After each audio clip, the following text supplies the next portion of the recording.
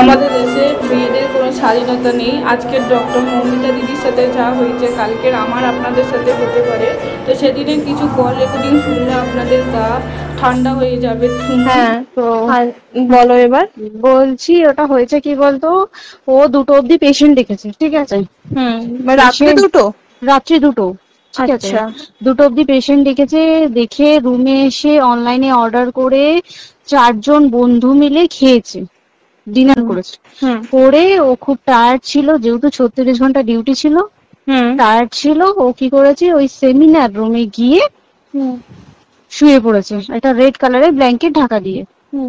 তারপরে সেমিনার রুমে এমনি কি তোমাদের ওরকম সেমিনার রুমে তুমি ঘুমানো হয়? মানে আমি যদিও কোনো আইডিয়া নেই, ওই জন্য জিজ্ঞেস করছি। না, এবার একটা রেসিডেন্টাল ডক্টর রুমস থাকে, আচ্ছা, বুঝতে পেরেছিস? তারপরেও সেমিনার থাকে। এবার সেমিনারে একটা বেড থাকে, আর ডক্টরস রুমে 2-3টে যেরকম বড় ঘর হবে সেরকম বেড পাতা থাকে। আচ্ছা আচ্ছা। মেনলি ডক্টরস রুমে শোয়ার কথা, ঠিক আছে? হয়েছিল কি, ওকে বডিটা পাওয়া গেছে সেমিনার রুমে, কিন্তু ঘুমাচ্ছিল ডক্টরস রুমে। যে রুমটা তোর এখন ভাঙা হয়েছে, দেখেছিস রুমটা ভেঙেছে? একটা ভিডিও বাথরুমের পাশেই, ঠিক আছে? মানে বাথরুমটাকে অজুহাত দিয়ে ওই রুমের দেয়ালটা ভেঙে দিয়েছে। অ্যাকচুয়াল কাণ্ডটা ঘটেছে তোর ইয়েতে, ওই রুমটার ভেতরে,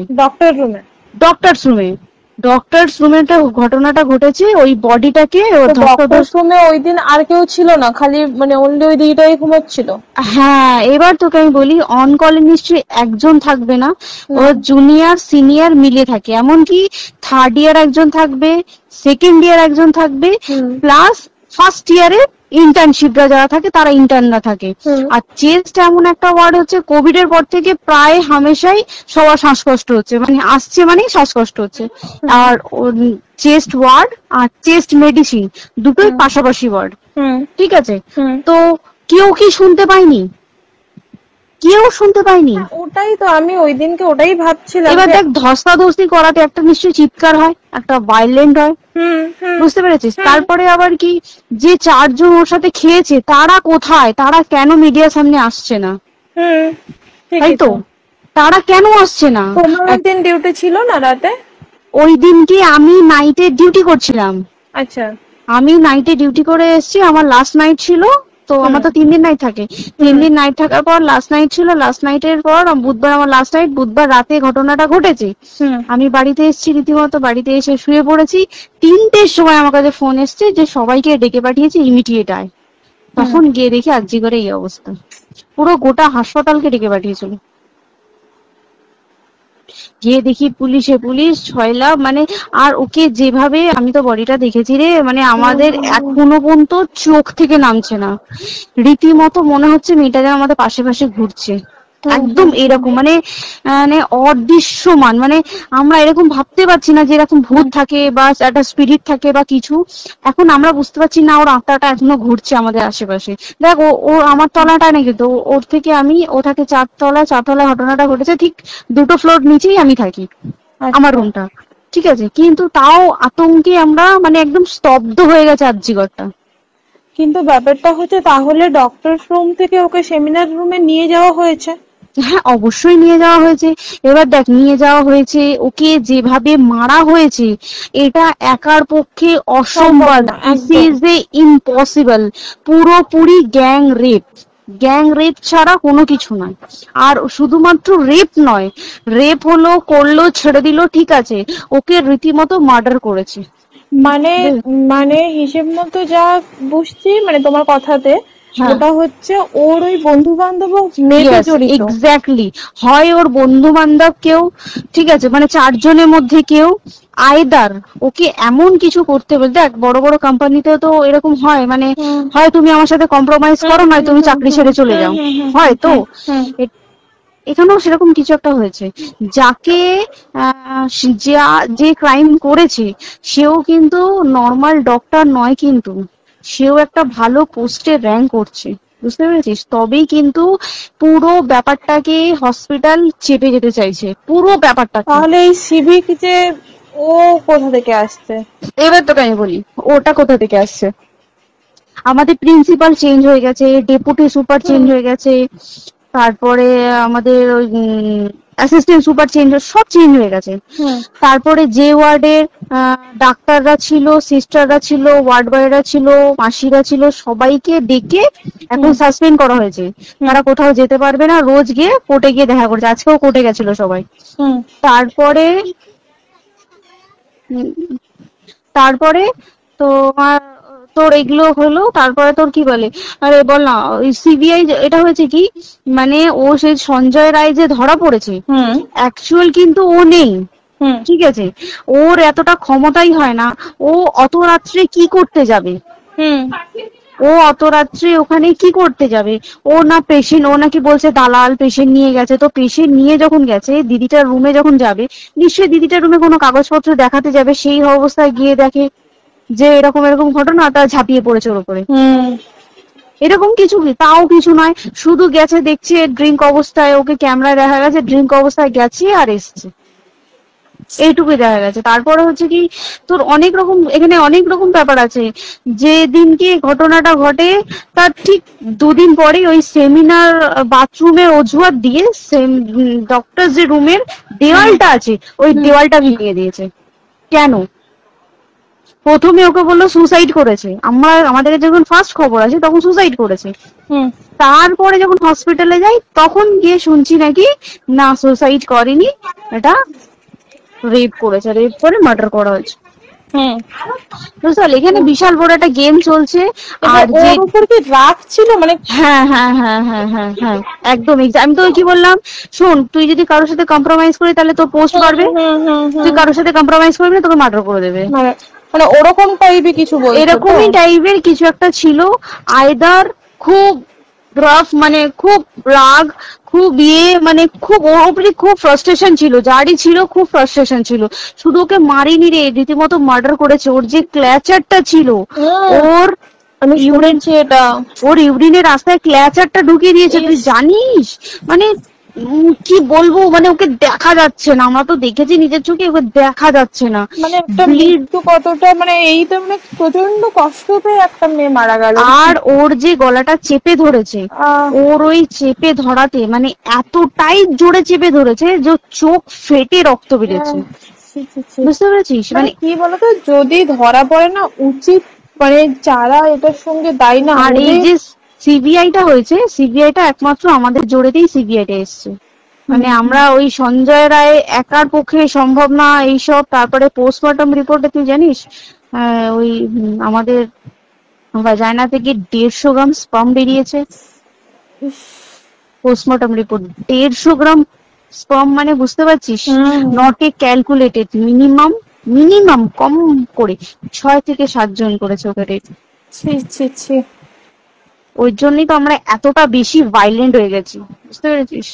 আমাদের একটা মেয়ে তার কাজের জায়গাতেই ছিল, এমনটা নয় যে রাস্তাঘাটে কোনো বিপদ, তার কাজের জায়গাতেই সেফ নয়। শোন দেখ, বড় বড় কোম্পানিতে কি হয়, রুমের ভেতরে এগুলো হয়, মানে ধর রুমের ভেতরে হলো, যেমন কল সেন্টারে হয়, নাইট শিফটে হয়, এইগুলো একসেপ্টেবল। বাট হসপিটাল হচ্ছে এমন একটা এরিয়ার মতো একটা, হ্যাঁ আরজিকর বলে না, যে কোনো হাসপাতালে কেউ যদি স্ব ইচ্ছায় কারোর সাথে রিলেশনশিপে গিয়ে করতে চায় সেটা আলাদা জিনিস, কিন্তু ঠিক আছে, কিন্তু কেউ কারো বিরুদ্ধে এইভাবে করতে পারে না রে। তুই জানিস না, মানে ওয়ার্ডে দেখ, কম বেশি আমরা সবাই ঘুমাই, কম বেশি আমরা সবাই জেগে থাকি, জেগে তো থাকি, তাতে কি কেউ শুনতে পায়নি? তার কি একদম ভাইলেন্স ছিল না? যদি কেউ না শুনতে পারে তাহলে ওর খাবারে কেউ কিছু মিশিয়েছিল, তাই কি না? সেটাও পোস্টমর্টম রিপোর্টে মানে লিক করছে না যে কেন খাবার ও তো খাবারটা খেয়েছিল, সেটা তো নিশ্চয়ই পেটেই ছিল, পেট থেকে তো বমি করে বের করে দেন, সেটা তো ফরেনসিক রিপোর্টে কিছু বলবে। আর তুই জানিস না, দেন মানে ধর পোস্টমর্টম রিপোর্ট আসতে 3 দিন সময় লাগে। ও যেদিনকে মরেছে ঠিক তার পরের দিনকে বিকালবেলা পোস্টমর্টম রিপোর্ট বার করে দিয়েছে, মানে বডি বার করো আর পোড়াও, 10 সেকেন্ডের মধ্যে বাড়িতে নিয়ে গেছে, তারপরে বডি পুড়িয়ে দিয়েছে।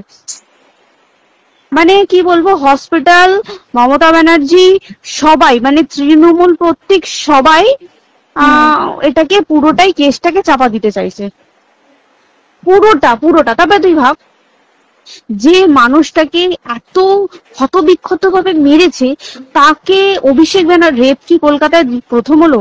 নয়, বিভিন্ন জায়গায় বিভিন্ন ভাবে রেপ হয়েছে। হুম ধরা পড়েছে, ফাঁসি হয়েছে কি জেল হয়েছে। অভিষেক বন্দ্যোপাধ্যায় কেন বললো জাস্ট তোর কি বলে এনকাউন্টার করতে? মানে কি সঞ্জয়কে যদি এনকাউন্টার করে পুরো কেসটা চাপা পড়ে যাবে, পুরো কেসটা চাপা পড়ে যাবে একদম। স্টুডেন্টরা ঠান্ডা হয়ে যাবে। হুম আর আমরা সেটা মানবো না, আমরা সেটা হতেই দেব না। তাতে যদি চাকরি মানে আরজিকরটাকে সিল করতে হয় তাতেও আমরা রাজি আছি, সিল করে দেওয়া হোক আরজিকর, সিল করে দেবে মনে হচ্ছে যদি ঠিকঠাক ভাবে। এবার ওই জন্য আমাদের দাবিতে সিবিআই এসছে। এবার তুই এটা কথা বল, যখন দেখতে পাচ্ছে মমতা ব্যানার্জি যে কলকাতা পুলিশ আমাদের জন্য কিছু করতে পারছে না, আমরা কিছু মানতে পারছি না, 7 দিন ধরে বার করতে পারছে না, তাহলে সেটা 2-3 দিনের মধ্যে কেন হ্যান্ড ওভার করে দিল না? তাই কি না? তারপরে দেখ পিডব্লিউডি একটা লো পোস্টের মানুষ, মানে যারা ভাঙচুর করে, মানে সিমেন্টের যারা কাজ করে তাদেরকে পিডব্লিউডি বলে। এবার পিডব্লিউডি নিশ্চয়ই হায়ার অথরিটি থেকে অর্ডার এসছে তবেই ওরা গিয়ে ভেঙেছে। ওরা নিশ্চয়ই পাগল নয় দুম করে গিয়ে কোনো গভর্নমেন্ট প্রপার্টি ভেঙে দেবে। অর্ডারটা কে পাস করলো যে এখনই চেস্ট ওয়ার্ডটাকে ভাঙতে হলো? সিবিআই আসা পর্যন্ত অপেক্ষা করতে পারতো। কারণ আজকে অত বড় বিক্ষোভ হবার কারণ কি হচ্ছে? একটাই কারণ, যে মেয়েটি মারা গেছে ঠিক আছে, কিন্তু তাকে এত বেশি মলেস্ট করে, এত বেশি রেপ করে বা বেশি ওকে মেরেছে, তার কি কোনো প্রতিবাদ নেই? তুই কোথায় সেভ পাবি তুই আমাকে বল? তুই ধর চাকরি ছেড়ে আজকের সরকারি চাকরি ছেড়ে তুই প্রাইভেটে যাই, প্রাইভেটও তো তাই একই অবস্থা। একদম একদম প্রাইভেটও একই অবস্থা। তুই কোনো চায়ের দোকান খুলে বসবি, অনার্সশিপে তুই বসলেও তাও এসে তো হাজার ছেলেরা থাকে, হাজার ছেলেরা টিজ করে, তুই কোথায় কি করবি? তাহলে আমাদের সেফটি কোথায়? আমাদের মুখ্যমন্ত্রী মমতা ব্যানার্জি সে একটা লেডি হয়ে তাহলে আমাদের কি সেফটি দিয়েছে? আমাদের কি লক্ষ্মী ভান্ডার দিলে this is a problem solve? পুরো মাসের আমাদের কি সব খরচা চলে যায় লক্ষ্মী ভান্ডারে? জানি না, আই ডোন্ট নো। মানে আমরা প্রচুর ক্ষেপে আছি, প্রচুর। মানে এর বিচার না চাওয়া পর্যন্ত তুই ভেবে চল কি এটা সলভ হবে না। আমরা বিচার নিয়ে আমি 2 দিন ধরেই ভাবছিলাম তোমাকে ফোন করবো, কিন্তু মানে এটা ওটাতে হয়ে উঠছে না। আর তোমাকে তো আমি ওই দিন রাতেই হোয়াটসঅ্যাপ করলাম না, এবার তখনই না আমি ব্যাপারটা অতটা বুঝতে পারিনি। আর আমার তার পরের দিনই ভোরবেলা ডিউটি, তো আমি খুব সাবধানে থাকিস। হ্যাঁ তাই তো, এখন মানে তোমরাও সাবধানে থাকো সবাই। কি বলবো বল, কিছু বলার নেই। দেখ আমাদের মধ্যবিত্ত মানুষরা আমাদের চাকরি করে খেতেই হবে, সোজা কথা, তাই কিনা বল? বাবা এত পুঁজি নেই যে বসে বসে খাবো, ঠিক আছে? সেই মেন্টালিটিও নেই, যদিও থাকে মেন্টালিটিও নেই। হ্যাঁ, বাবার পুঁজিতে খাবে। এবার একটা কথা তুই বল, চাকরিটা কোথায় গিয়ে করবো তুই একটা বল? কোন স্টেটে গিয়ে চাকরি করবো তুই আমাকে বল? ওই যেমন মানে এটা হয়তো আমার মা যেমন বাড়িতে থেকে 7টার মধ্যে ঢুকে যাও, দিদিকে তো ধরো অনেক রাত অব্দি 9:30-10টা অব্দি ল্যাবে থাকতেই হয় না। এবার তুই কি করবি বল? কি করবি বলো তো? এখন কিছু করার আছে? দেখ ল্যাবেও তো সব ছেলেরা আছে, ছেলে আছে মেয়ে আছে, তুই কাকে বারণ করবি? তুই কাকে বিশ্বাস করবি? তুই বল, তুই ধর কলিগদের সাথে খেতে বসেছিস, ঠিক আছে, তোর টিফিনটা যদি কেউ চাইলো তুই তাকে না দিয়ে পারবি? না, একদমই। আর কার মনে যে কি আছে সেটাই তো কি বলবি বল? এবার তুই বল, খাওয়াটা যে খাবি, তোর টিফিন কেউ চাইলো বা তোকে যদি কেউ বললো কি একটু খা, যেমন আমার শেয়ারে হয় স্কুলে, যেটা আমাদের হয়, যেটা হ্যাঁ স্বাভাবিক, এটা সবার, এটা তো স্বাভাবিক। তুই বল, তাতে যদি এরকম অবস্থা হয় তাহলে কি করবে মানুষ? তুই আমাকে বল। আজকেও তো তাই আমাদের দেখ না, 11টা থেকে তোর ক্যান্ডেল দিয়ে হোয়াইট ড্রেস পরে সব শ্যামবাজারে একতা হবে। এখন আবার বৃষ্টি শুরু হয়েছে, প্রচুর বৃষ্টি শুরু হলো, কি হবে জানি না। ঠিক আছে গো, টাটা। হ্যাঁ চল, টাটা। সবাই ভিডিওটি প্রচুর শেয়ার করবেন, আর আমরা ডক্টর দিদির আত্মার শান্তি কামনা করি।